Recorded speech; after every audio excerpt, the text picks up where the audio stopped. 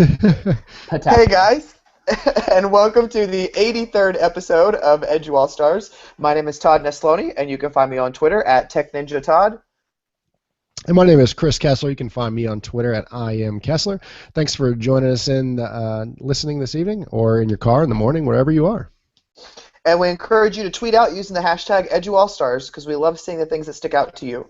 We are really excited for this week's guest. We have Sean McComb, who has spent 8 years teaching at Patapsco High School and Center for the Arts in Baltimore, Maryland, and he's also the 2014 National Teacher of the Year. So thanks, Sean, for coming on with us today. Well, thank you guys, and thanks for this podcast you put together. I think it's a great resource for teachers to get inspiration from each other across the country. So thanks very much for your work. Awesome. Thanks, Sean. Well, Sean, the best way we always like to start with our guests is just hearing a little bit more about them and their kind of background and journey into education. Sure. So my journey into education begins with my experience as a student. In my adolescence, late middle school, early high school years, I was going through a lot of tumultuous times at home. Had a really rough home life going on, and I had some teachers who saw that and made a choice to really invest in me. So at a time where I was becoming more apathetic about school, my grades were dropping, my kind of self-belief and self-worth was going the same way. I had a teacher who worked in an after-school program for broadcast communications, and he just gave me a safe place to work and pursue my passions and get really interested in doing some sports broadcasting for my high school, and gave me a safe place to be from 2:15 until 8 o'clock at night, so I didn't have to be in that home life environment. And at the same time that I was there, he was showing me, that someone was making a choice to really value me and believe in me. And give me all that. And then the next year, I had an incredible English teacher, Mr. Schertz, and he was really powerful in my life because despite what he knew was going on in my home life, he still held me to really high expectations, which seems a little surprising to say that, but he said, the world is not going to drop its expectations for you, and I won't either, but I'm going to meet you where you are and help you reach them and give you the support that you need. So those two guys in my life helped me get through a really, really difficult time. And so when I left high school, I left thinking, I want to become a teacher. I want to do for other people what these guys did for me and help me see a version of myself that I didn't see at first and I didn't know was there, but they kind of helped me uncover and build up. Awesome. So you're currently not in the classroom this year, right? Is that right? Or right. Okay. Yeah. So Cool. this is your ambassador, travel, speak, Cool. See other teachers. Cool. We'll get to that in a few minutes. So I noticed you worked at a high school that's kind of classified as a Center for the Arts. How is that different than maybe like a traditional high school? Yeah, so we have a magnet program within our high school. So we have a comprehensive high school, and that's about 70% of our students attend for that, and then 30% of our students attend for a focus in the visual or performing arts. Now, those students take all their non-magnet courses with other students, so they totally interact in those ways. And those magnet programs are also open. Students who aren't in the magnet can audition for the shows, can be in the choirs, and so it really adds a rich arts program to our students, which has really been a gem for the community and for the culture of our building, to have the kids, the choirs come around and caroling around winter break, and such incredible performances these kids put on. Just their talents are really impressive.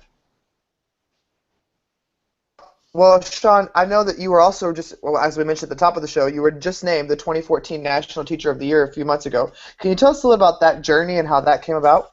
Sure. So first I want to say, what I really enjoy about the Teacher of the Year program in Maryland and in most of the states is that it's not something that teachers directly apply for. So I was nominated by my building principal as my school's Teacher of the Year, and I reminded him at the White House of our email exchange where I tried to deny the nomination 3 times, but he refused to move it to anyone else. And so I went building, and that entered me in my district competition. And district is the 26th largest in the country, so that's, there's incredible teachers in my district, of course, like everywhere else, and was nominated. So I was named the District Teacher of the Year for Baltimore County Public Schools, and then that entered me for Maryland State with the 24 other district winners, Maryland Teacher of the Year, and that puts you in the National Teacher of the Year competition. Now, the story of interviewing with the 4 other finalists who are incredible teachers from Virginia, Pennsylvania, and Florida, I interviewed when my wife was 2 days overdue with our first child. So I was in D.C., she was in Baltimore. We're checking in constantly. There was some snow in between us, so things were up in the air, but I was able to get through the 2-day final interview phase with the selection committee down in D.C., get home. She was induced the next morning. We have our first child, a beautiful son, and when he's 8 days old, I get the phone call to let me know that I was selected. Had to keep it under wraps for 6 weeks, couldn't even tell some of my family, and then it was announced at the White House on May 1st. Wow. Yeah, that's incredible. Congrats on the son, by the way. I have a Thanks. Yeah, it's been son myself. So yeah, a year full of blessings. Yeah, it's very cool. So you've wrote a blog post or a series of kind of sharing your mini stories of people that you come across, when you travel around speaking as a National Teacher of the Year. Tell us about what the past year is like, been traveling and speaking around the country. Sure. So it's what an incredible opportunity to have this sabbatical, and not only, I feel, one of my pastors kind of challenged us to come up with one term for our year, and mine was serve. So I'm trying to be a servant for teachers this year and try to encourage them, because so many teachers need encouragement kind of at this point in time. So that's a primary role, but I also get to meet and see so many incredible teachers. And so I've seen teachers coast to coast in all kinds of different classrooms and contexts doing work in different content areas. And the common thread that I see throughout all of them is care for students and dedication to the work. And teachers who are a chemistry teacher who I saw here in Maryland, who's just really challenging students to problem solve and work with data and think really deeply about the lab results that they're seeing in a way that was really eye-opening for me, as far as like the work that they really do in that classroom, through to an incredible Latin teacher in Indiana who is really doing deep literary analysis in Latin with his students. Across the country, I think this is the narrative that isn't always told in the media. It doesn't grab headlines. It doesn't get clicks on the internet. A teacher doing a great job. Right. But unfortunately, that's the narrative that needs to be told. That needs to counter that other narrative that is hurting the profession in some ways. And so, try to share those stories, because I think too often as teachers, this is why I appreciate what you guys do with this podcast, we don't hear about the other people doing this amazing work that is happening across the country. It's phenomenal, and I always suspected it, always assumed it, but to see it and meet those people and hear their stories and what they're doing and meet the students, it's powerful. So when you travel around the country, do you have a platform that you get to choose, or is it like this is what we want you talking about, or how does that look? What does that look like? Yeah, so I've never been censored. I've never been told what to say. I had an opportunity to speak to the state chiefs, the Maryland state superintendent and the equivalent across the country. And Chris Minnick, who is the head of CCSSO, he talked to me the week before the speech, and I told him some ideas I was thinking about. And he said, don't hold back. He said, remember, you're the voice of teachers there, and so if there's something on your mind, then bring it. And so, I talked to them about testing and its use in evaluations and the research that I had read, and so many other teachers just, this doesn't sit right with us, and we need some explanation. We need to understand why this is the way that we're going. And the issues, some of us are facing that also, these don't make the headlines, but to see students suffering from the stressors of poverty in our schools, and to see how that really affects their schoolwork, and how we need to, make sure we're caring for the whole child. So I was able to do that kind of stuff, never been censored. My platform has mostly been about how we can awaken students to the possibilities of their own agency, of really empowering them and equipping them to reach a future that they might not have known was there. It was kind of my story that teachers did for me when I was at a tough place in my life, and I've had a great opportunity to do that with my career at Patapsco. I teach in a program where I loop with students for 4 years. Oh, wow. Yeah, I mean, it's an amazing opportunity to forge these really deep relationships that are two-way. They care about me. There are these great pictures of them celebrating the National Teacher of the Year, and our teacher made these big head cutouts of me, and so my kids are in the bleachers holding these head cutouts. They threw us a baby shower, my wife and I. Steve, but my question to you is I looped one time, and it was so hard when I had to let my kids go and start over with a new group. I imagine it must be even harder when you've had them for 4 years, and it's like they're gone, and now you start all over again. It is, yeah. So a couple of times I was maintaining 2 groups I was looping with. So I had the other to fall back on that I had for 2 years. But there's this process that happens in the spring of a graduating year that my wife knows about, where I make a video, like a slideshow of their 4 years with the pictures that I've saved over that time. And she knows that she needs to just go to bed early, and I'll just be downstairs crying as I put that slideshow together. Saying goodbye in those ways, so that hopefully when I'm speaking to them and we do a big farewell, I'm able to hold it together to some degree there, because they become a part of your life, and they become kids that you really love. You want so much for these kids, and you know them, you know what they're capable of because you've seen them grow over time, and that's been a gift. Well, if you weren't a teacher, Sean, what do you think that you would be? That's a good question. A tough question. I think about what both of my parents did. And my dad was at first a community organizer, and then he worked through universities to do continuing education programs. So we grew outside of Philadelphia.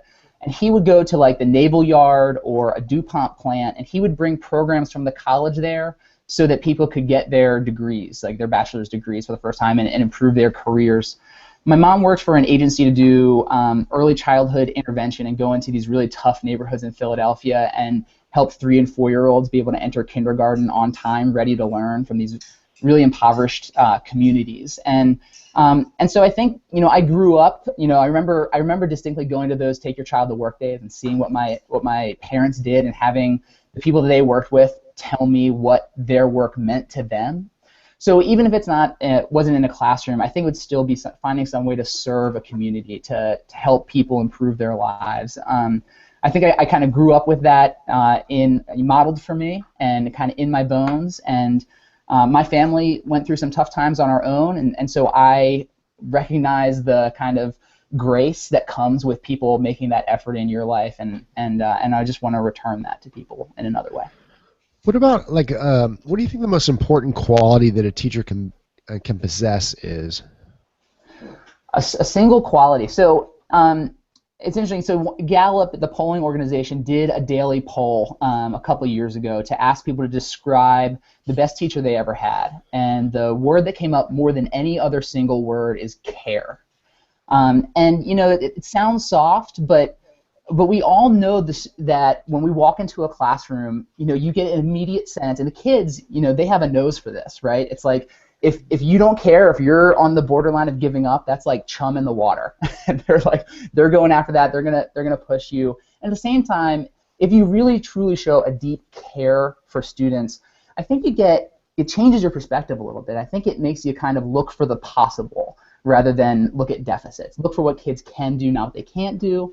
And so that emphasis on caring, I think it is vital. And I think you see a teacher who's burnt out, they've lost that kind of piece somewhere along the line. So I think a deep care for students is what carries the day. I think it's what gets us through the tough days. And I think it's what really helps us kind of go that extra mile when you're giving feedback on the 75th essay. I'm a high school English teacher. And you have 5 more, and they're the ones you were saving because they were maybe toughest. And you bang them out for another 25 minutes, and you really give the kids what they need, or do that extra bit of work on an assignment to really make it shine and really make it engage kids. It's that emphasis on caring about the kids. So, Sean, how do you motivate those really kids who seem totally unmotivated or could care less? How do you get them? Yeah, so a couple of I'm going to try to answer this from a couple different directions. The first is to remember, as human beings, we are built to learn, right? Learning releases dopamine. It's addictive. We should be addicted to learning. And I watch my 10-month-old son play in our living room, and just how curious he is and how he wants to check everything out and see what's going on. And I think to myself, what happens between 10 months and 10th grade? That kids come in and they've lost some of this. And can I instill some choice? Can I instill an opportunity for them to pursue their own interests that can reinvigorate some of that curiosity for learning? And I think that's one way to approach this. The other, I think, is for teachers to remember how important we are, just as, someone who kind of sets the weather in the classroom, right? To be that decisive element, and to remember that optimism and joy is contagious, right? I've been spending some of this year reading a little bit about psychology, and we have these things called mirror neurons, that it's what makes you yawn when you see someone else yawn. But it's also what makes you feel happy when you're around happy people. So, one thing that I do in my classroom is called a high grade compliment, and this means that once or twice a week I'll start class by choosing a student and in front of the whole class, getting up, close in proximity to them, looking them in the eyes and telling them all the wonderful things I think about them and who they are, what they do, what they're capable of, what I'm proud of them for. And this optimism sets a great tone for the rest of the day. Other things, gratitude journals, sharing for just 2 minutes at the beginning of class, positive things that are happening in our lives. I think if we can start on that positive note instead of like, hey, do this drill where you identify all the direct objects, which is sometimes not quite as motivating, is a great way to get things started on the right level. And then, as I said, number of directions, and then celebrating successes, celebrating growth, celebrating when kids get things right and when they make improvements, and making sure that kids see that and that they can see where they're growing. And then the flip side of that is when things go wrong and when students don't do well, we need to make sure that they understand it's part of a process, that everyone makes mistakes and that they'll learn from them, and then no one expected them to be perfect. And if they got everything right, then they're not growing, right? So we want to challenge all kids and have them realize that in that moment, they shouldn't feel shame because something was difficult, right? Their self-worth isn't on the line in this classroom, right? I love them. They're my student. I'm in it with them. We're going to get this together. But that their learning process is just what they're going through, and everybody's going to go through it, and they're going to be fine because they've learned something, so they can always learn, right?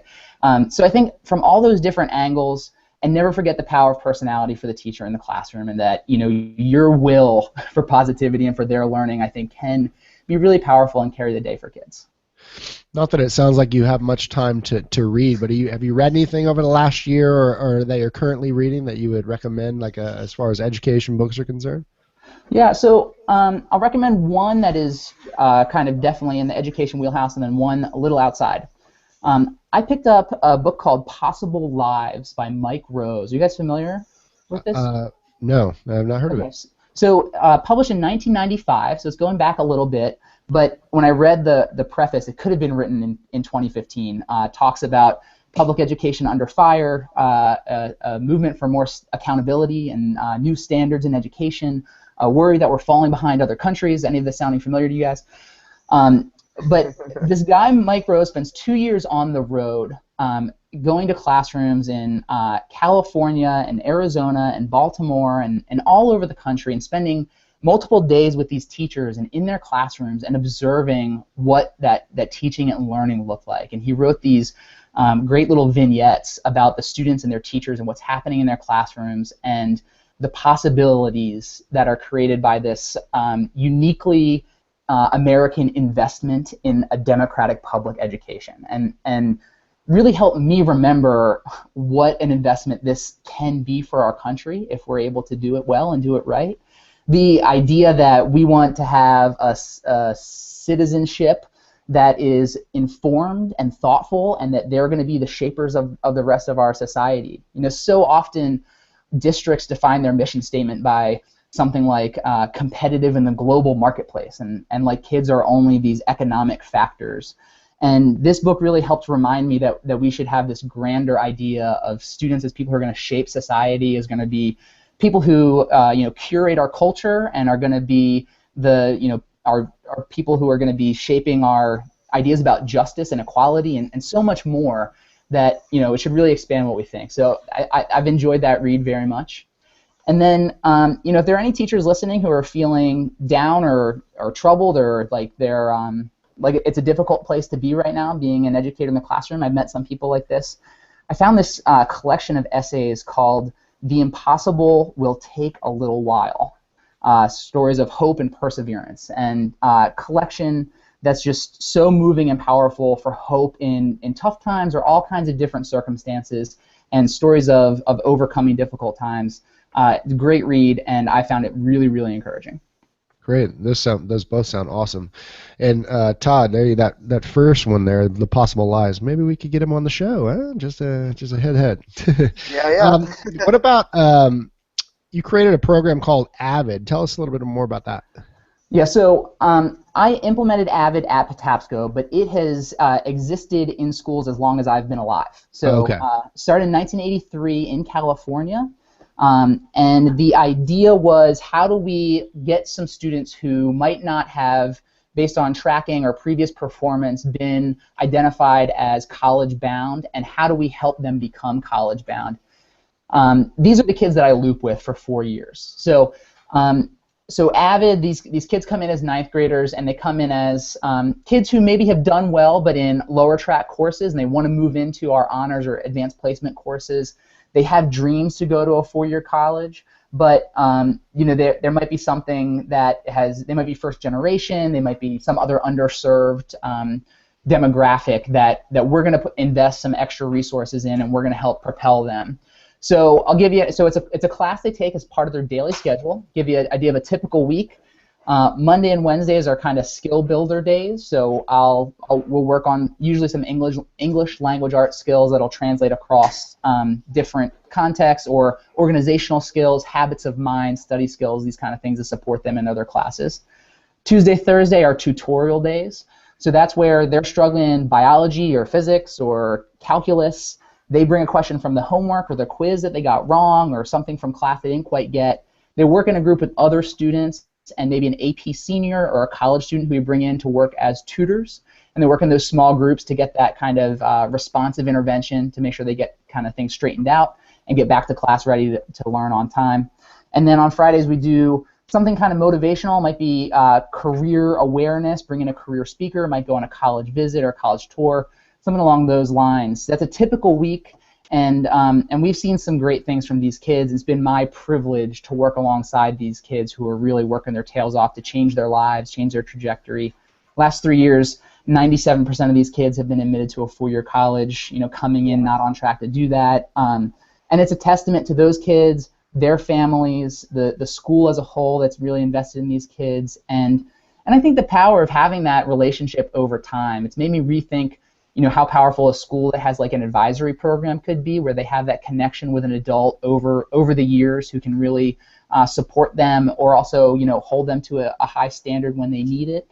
And it's been powerful. The really fun part is I built it with my wife. So my wife also teaches at the same school. This year we graduated our sixth class, and she and I have looped with 5 out of those 6 classes. And wow. So they call us like Mom and Pop McComb, and we do like the mom-dad tag team on some kids, and it's been a pleasure to watch this grow, and to step away this year and to see it still going, and growing and working really well has been so great for me. So it's been a great program, exists across the country, and it's really helping kids persist into college. So Sean, when you're having one of those really rough days, what do you do to help recenter yourself? Yeah, so a few different things. One, at 2:15 our final bell rings, and the habit that I like to be in is at 2:15, we don't have any meetings or anything until 2:30, and I have those 15 minutes that are usually lost in some fog of exhaustion. And instead, I like to take this little stack of paper I have on my desk and write notes to kids, just encouragement, things that they did well. Look for the positives in the day. Think about, look at the grade book, see what kids have really been improving and doing well recently, and write down little notes of encouragement. And I find, whatever's happened that day kind of helps me refocus on the positive. So I like to do that before I leave school. If things still haven't sat well by the time I get home, this is before we had Silas, our son, I would go for a run. So we live a half mile from a beautiful trail in the woods, and if running through that trail for 45 minutes doesn't recenter myself, it's been an epically bad day. Yeah, that usually gets it done. So I think those kind of things, find something that's just for you, or find a way to change perspective on things, to look for the positives in the day and look for the kids who are doing well instead of whatever other frustrations might be going on. Helps me step away from the stressors. What about in this whole journey? Like, what is one of the biggest things you've learned over the last year?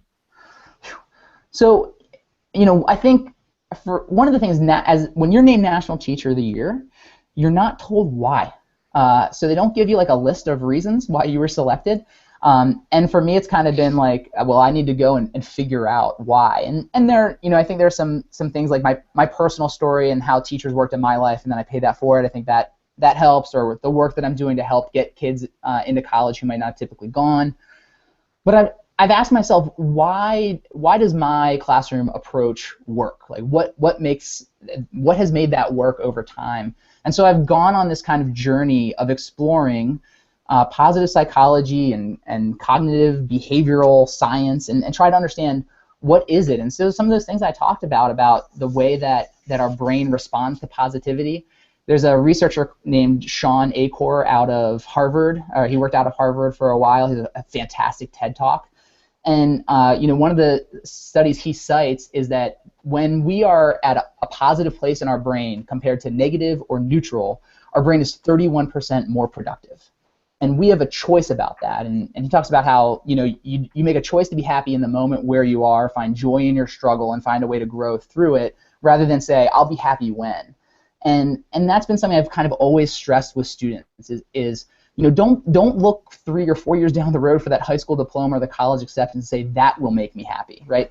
Let's find a way to be happy with the incremental growth in between. Let's find a way to be happy because we're together in this classroom, given this chance to learn each day, and let's find some ways to be positive there and kind of grow some of those habits in students, not just happiness, but resilience, or grit is the term that everyone throws around now. For me, it's about tenacity and going after our challenges, and some of those skills that are now coming into vogue a little bit more. I think one of the things really encouraging about education right now is that we're not just talking about what you know and what you can do, but who you are and how you work, right? And some of those personality traits, those soft skills, we're starting to realize those are really valuable lifelong outcome-wise. And it was set really well for me this year. I was at a tech forum, and I met some guys who worked for an engineering firm in Silicon Valley, and they were talking to me about how they hire people for their firm. And they sit them down and give them a problem set to solve, and they basically watch over their shoulders to see how they solve problems. Some of those problems they give them cannot be solved. There's no solution. So they watch how resilient they are, what different resources they go to when things don't work out. They watch what happens when they encounter failure.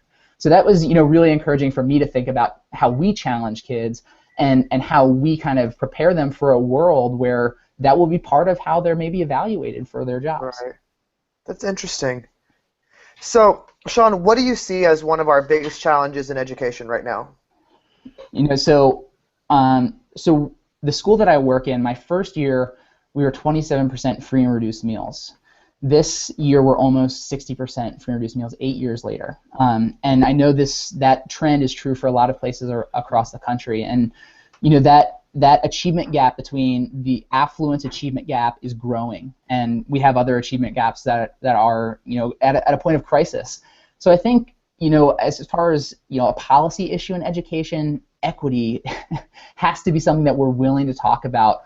It hurts my heart to think about the kids, the least of these, the kids who are least resourced, the kids who have the least, are often in schools where they are then given the least, where working conditions are most challenging. And while I have this platform and while I have this microphone to speak, that's an issue that I think it has to be on our public conscience about what happens in those areas, and then in too many places, a school to prison pipeline that comes out of that, and really thinking about what are we doing for these kids and who lost the lottery of birth, and how unfair that is.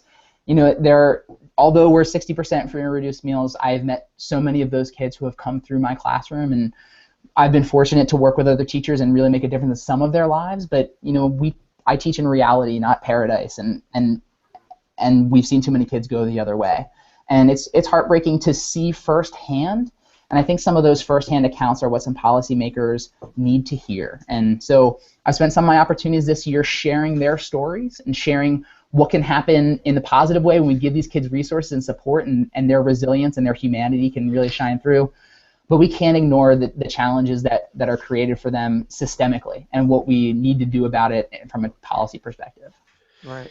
If you could go back to your first year as a teacher and kind of sit in your classroom, what kind of advice would you give yourself, like maybe at the end of the day?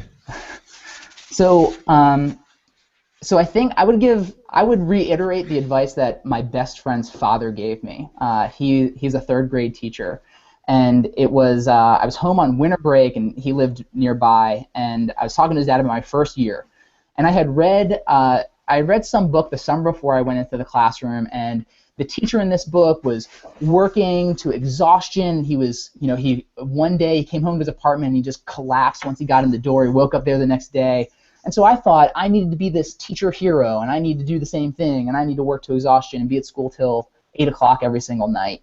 And he said to me, you can always do more in this job, right? There's always going to be another project to create, another great lesson plan, more feedback you can give kids. You can always do more. But he said to me, you have to do enough to look yourself in the mirror at night, but enough that you can keep coming back year after year after year. And so I thought that was great advice. Unfortunately, I did not follow it very, very well, and it's tough to do that first year.